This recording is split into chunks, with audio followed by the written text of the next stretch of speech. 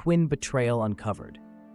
I walked in on my wife with another man on a Tuesday afternoon when I'd come home early from work for once. She didn't even have time to pull her dress back up before I recognized the tattoo on his shoulder, an exact copy of the one on my own.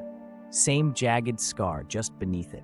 Same wide brown eyes staring back at me, but hollowed out by years I hadn't lived alongside him. My heart went from shattered to frozen in seconds as he gaped, the shock on his face matching mine.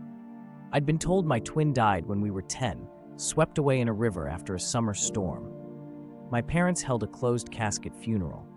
I mourned a ghost, not knowing the truth. He'd survived, been taken in by someone else, lived a life I never got to see. Now he stood in my bedroom, naked with my wife, my entire world rearranging itself into something I couldn't recognize. She was crying, begging me to understand, but all I could hear was my own blood pounding in my ears. They tried to explain. Apparently, she met him by chance at a bar, and neither realized the connection at first. The resemblance was brushed off as coincidence, until it wasn't.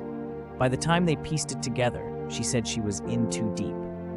My brother, or whatever he was now, told me he hated me for getting the life he never had, for being the son who got to stay. It twisted everything. The jealousy, the betrayal, the way she looked at him like he was a missing piece of me she'd always wanted. I left that night, but the real fight was inside me.